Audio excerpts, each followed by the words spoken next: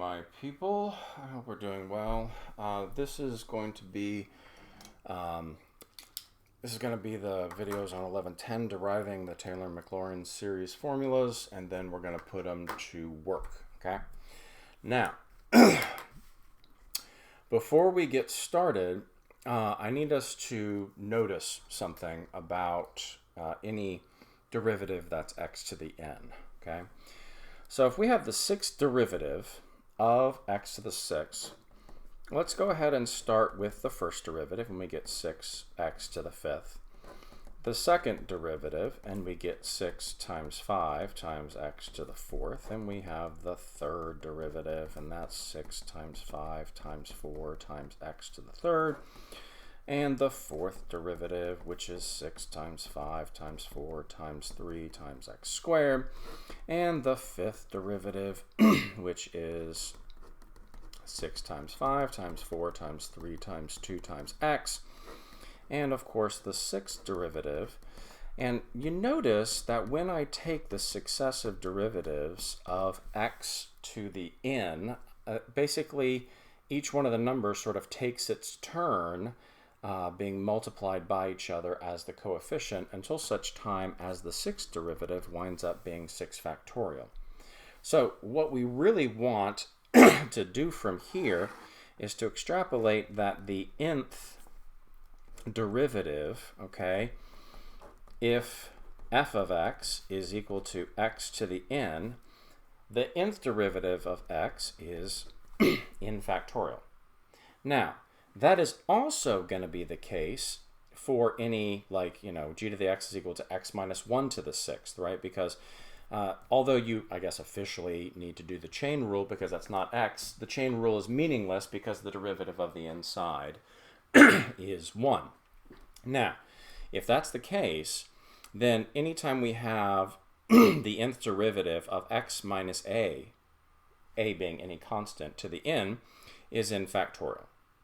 Now, let's go ahead and take that piece of information and move on, okay? Now, let's go ahead and let's talk about basically this right here, which is a power series for any function f, okay? And of course, it's centered at that value of a. Now, the reason why this winds up being the power series for any function of f is the fact that you have your 0 degree term, your first degree term, your second degree term, your third degree term, and your fourth degree term, all of which just have the coefficient, whatever number is going to be sitting out in front of it, represented with just the very general c naught, c sub 1, c sub 2, c sub 3, c sub 4. Now, what we want to do is we want to basically sort of back up into a formula that will actually give us a pattern for finding that coefficient, that c naught, that c sub 1, c sub 2, c sub 3, c sub 4, for any function, okay? Now, if we wanted to find the value of c naught, all I would really have to do is just plug in a, right? The reason being is that if I plug in a, each one of these successive terms would go to 0, and the only thing that would be left would be c naught.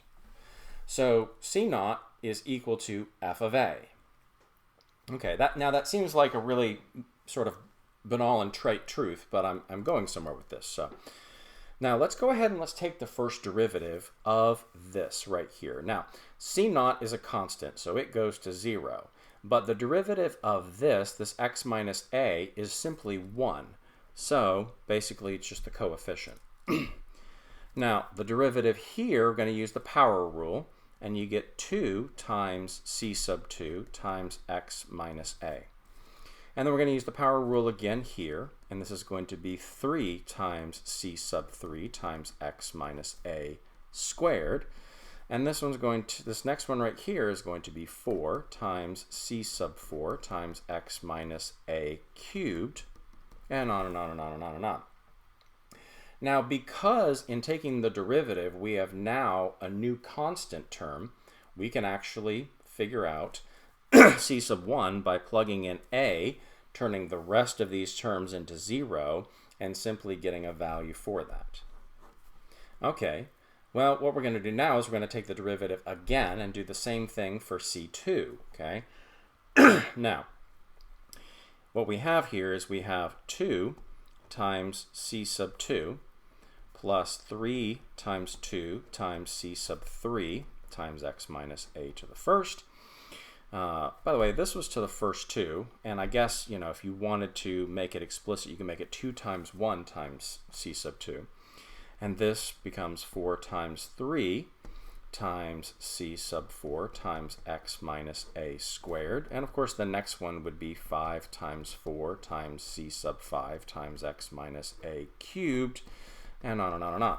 And in order to get c sub 2, you would simply need to plug in a for all of these terms, and you would just be left with 2 c sub 2.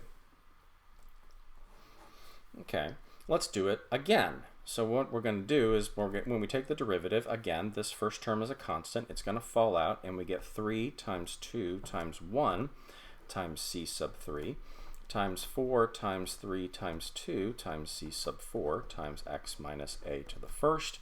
The next one's going to be 5 times 4 times 3 times x minus a, or sorry, going to have to put the c sub 5 in there, cubed, and on and on and on and on and on. And then we're going to plug in a in order to turn all of these terms to 0, and we're just left with 6 times c3. Well, I'm noticing a pattern here. This is actually 3 factorial c sub 3. This is actually 2 factorial c sub 2. It's kind of trite to say this, but this is 1 factorial c sub 1. And actually up here, c sub 0, if you really want to think about it this way, you know, f of a is going to give you 0 factorial c sub 0. And of course, 0 factorial is just 1. So in general, what we have here is the nth derivative at a is always n factorial c sub n. Okay, well, that's kind of neat. And that you might think, well, gosh, what kind of help does that give us? Well, it gives us a whole lot of help if we turn around and then solve that for c sub n. And if we solve that for c sub n, we're going to get the nth derivative at a over n factorial. Now, the series on the previous page, on the first page, previous page, this right here, this series right here is just that, right? You know, plug in 0 and you get c sub 0 times x minus a to the 0. Plug in 1, you get c sub 1, x minus a to the first. Plug in 2, you get c. But here's what we're going to do. Because this is equal to that, we're going to make this formula, which gave us that, just a little bit more specific. And that is what is going to give us the formula for finding Taylor series. So we have sigma, n is equal to 0 to infinity, of the nth derivative of a over n factorial at x minus a to the n. And that right there is what is called the Taylor series, okay, that is the Taylor series for the function centered at x is equal to a. Now, what we have here is, if we want the Maclaurin series, Maclaurin is just a special case, okay? Maclaurin is actually the case where it is centered at 0. So what we're going to have here is the nth derivative at 0 over n factorial, and then x minus 0 to the n. Okay? Now, or just, you know, x to the n, but I just put the minus 0 just for emphasis, okay? So now that we have those, we actually now can derive the Taylor and Maclaurin series of any particular function that we want. Well, let's go ahead and first let's go to e to the x, okay? Now, if we're going to do e to the x, what we need to do is we need to make a table and just take the successive derivatives, right? If what we need in terms of the formula is each successive derivative at 0, okay, because we're being asked for the Maclaurin series, meaning that it's centered at 0. So what we're going to do is we're going to take the first derivative, second derivative, third derivative, fourth derivative, and then nth derivative. Well, thankfully, all the derivatives of e to the x are simply e to the x. So this one actually winds up being really, really easy. And then, of course, since they're all evaluated at the same number, 0, all of the outputs are simply e to the 0, which just means 1, okay? So really what you have here is you have 1 over n factorial times x to the n, okay? Because all of them are 1, right? They're all e to the 0, and therefore they're all 1. Well, let's go ahead and make that just a little bit nicer and neater for ourselves. That's going to wind up being n is equal to x to the n over n factorial, which means that plug in 0, and you're going to get e to the 0 over 0 factorial, or 1 over 1. Plug in 1, you're going to get x to the first over 1 factorial. And then x squared over 2 factorial, and then x cubed over 3 factorial, and then x to the fourth over 4 factorial, and on and on and on and on and on, okay? This is going to be one of those ones that you're going to want to memorize, all right? Okay, well, let's go ahead and see if we can actually figure out our interval and radius of convergence for this power series, okay?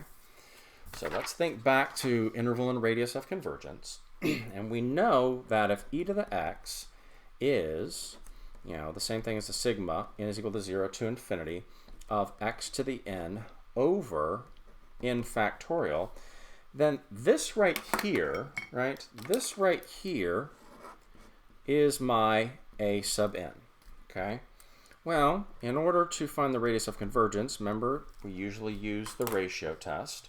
And a sub n plus 1 is x to the n plus 1 over n plus 1 factorial. Okay?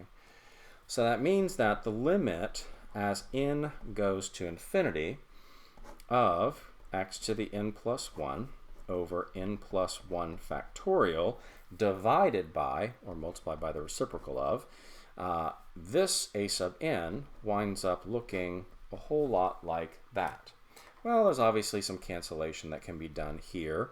All these cancel with all of those except for the last number, the last factor, which is n plus 1.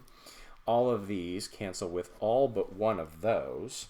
And what I'm left with is the limit as n goes to infinity of x over n plus 1.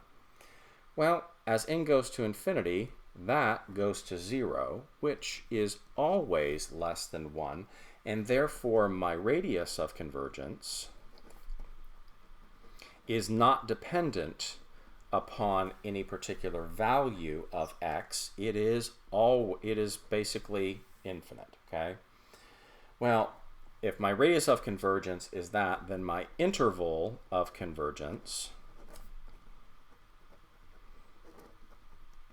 okay, is negative infinity to infinity. And there we go. Alrighty, well, let's find the Maclaurin series now for sine x. Okay, we're going to do pretty much the same thing that we did before, although it's a little bit different because, you know, the derivatives of e to the x are all the same. They're all e to the x. The derivatives of trig functions, well, sine and cosine, they sort of flop back and forth, changing sign every other time. So if f of x is equal to sine x, then f prime is cosine x, f double prime is negative cosine x. And what we get here is we get them evaluated at 0. Remember, Maclaurin series, centered at 0. So I'm going to be evaluating the nth derivative at 0. The first derivative at 0 is 1. The second derivative at 0 is 0. The third derivative at 0 is negative 1, fourth derivative, and on and on and on. And of course, at the fourth derivative, we have basically the original function, right? So basically, it just starts over.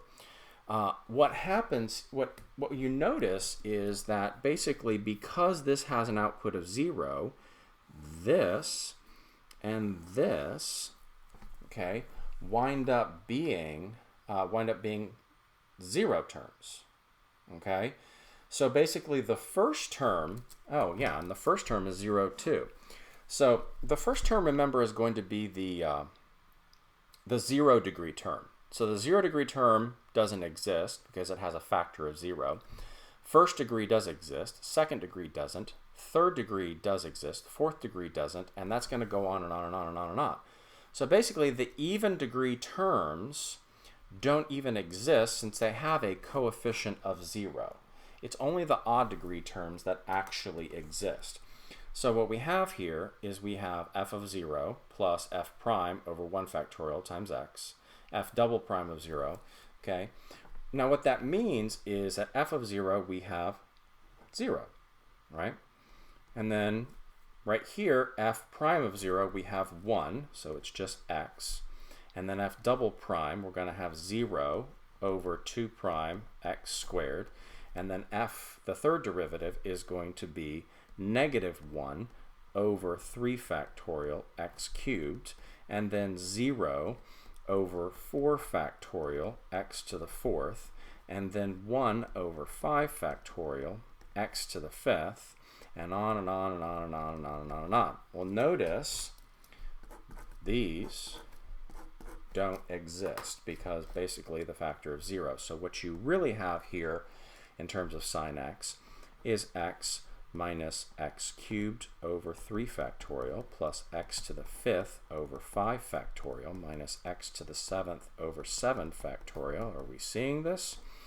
9 factorial dot dot dot dot dot. Now, notice that that alternates, okay? So we need to deal with the alternating, and we also need to deal with the fact that both the factorial and the power go up by 2 each time, okay? So we have negative 1 to the n. That's going to give us, of course, a positive first term if we're starting at 0 from our indices right here. And then we have x to the 2n plus 1. And that means that when I plug in 0, I'm going to get the first, I'm going to get power of 1. When I plug in 1, I'm going to get power of 3. When I plug in 2, I'm going to get the power of 5, and on and on and on. And of course, the factorial in the denominator matches analytically the exponent in the numerator. And that right there is another one you're going to want to memorize. That right there is the power series, or the Taylor series, actually more specifically the Maclaurin series, for sine x. Well, let's go ahead and do what we did last time. Let's go ahead and figure out the radius and interval of convergence, because that's just fun. Now, we've seen on the previous page that sine x is going to be n is equal to 0 to infinity of negative 1 to the n over, x to the 2n plus 1 over 2n plus 1 factorial. Now, if you're dealing with a sub n and then a sub n plus 1, remember that what you're going to be doing here, don't need to put that in red, n plus 1, you're going to be dealing with it within absolute value brackets, so the negative 1s just kind of fall out. And if you plug in n plus 1 into here, you're going to get 2n plus 2 plus 1, or x to the 2n plus 3 over 2n plus 3 factorial. When I plop it into my limit notation, I'm going to get x to the 2n plus 3 over 2n plus 3 factorial divided by, or multiplied by, the reciprocal of our a sub n. Okay. Now, all of these cancel with all but 2 of these. Let's go ahead and cross it out and put it as 2n plus 3 and 2n plus 2. Okay. And of course, all of these cancel with all but 2 of those. So what we have here is we have the limit as n approaches infinity of x squared over 2n plus 3 and 2n plus 2. Again, this is going to go to 0, meaning that it is in no way dependent upon x for it to be less than 1, and therefore, again, the radius of convergence, okay, is equal to infinity, and the interval of convergence is negative infinity to infinity. And that's fantastic. All right. Now, let's go ahead and let's move on and do the Maclaurin series for cosine. And it's going to be very similar to the Maclaurin series for sine because, of course, cosine and sine are related by differentiation, and they just sort of flip back and forth and change sign, meaning plus and negative, S-I-G-N, in a very predictable way. And so we have f of x, and we need to, of course, f of 0 is going to be 1. But you notice that the first derivative at 0 is going to be 0. The third derivative is also going to be 0. So again, on this one, we're going to have every other term, but we're going to have the evens rather than the odds. Okay, the odd degree terms have a coefficient of 0 and therefore drop out. So what I get here is I get 1, and then I'm not going to do the odd degree terms, the ones that fall out. And it basically looks like the terms that are missing from the sine Maclaurin series. Okay. Now, what that looks like is it looks very similar to the one for sine.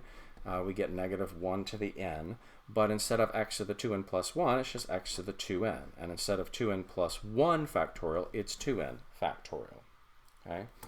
This is another one you're going to need to memorize.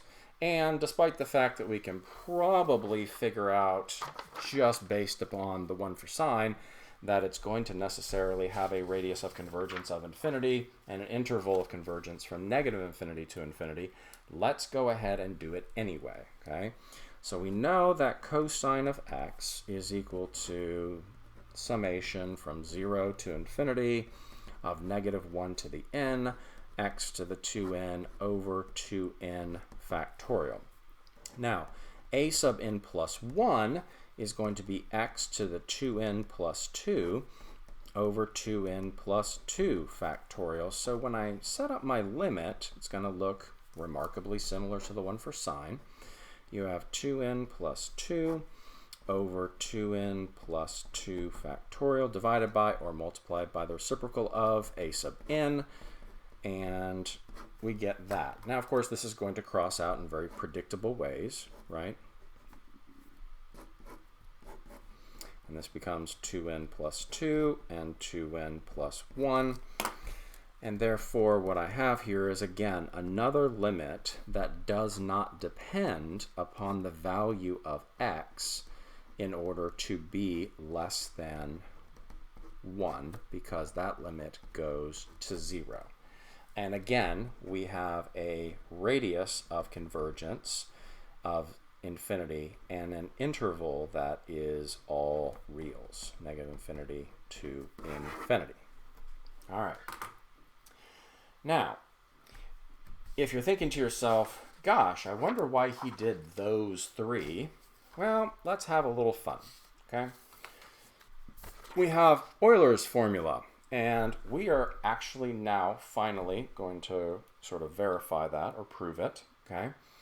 Now, Euler's formula is e to the I pi plus 1 is equal to 0, and it's important or it's, famous because it takes the five constants, the five main constants in mathematics, and sets them in a relationship to each other, okay? Now, in order to do that, we're going to need the three Maclaurin series that we just identified, okay? Now, if we have all of these, our e to the x, well, let's go ahead and let's actually instead of e to the x, let's do e to the ix, okay? Now, if we do that, what happens here is we get ix to the n over n factorial, okay? Now, remember that your I, when you start raising it to successive powers, I is I squared is negative 1, I cubed is negative I to the fourth is 1, and then at fifth power we start all over again, okay? So what happens here is I get 1 plus ix over 1 factorial plus ix squared over 2 factorial plus ix cubed over 3 factorial. And of course, using your properties of logarithms, this becomes I squared x squared, this becomes I cubed x cubed, and the next one becomes I to the fourth x to the fourth.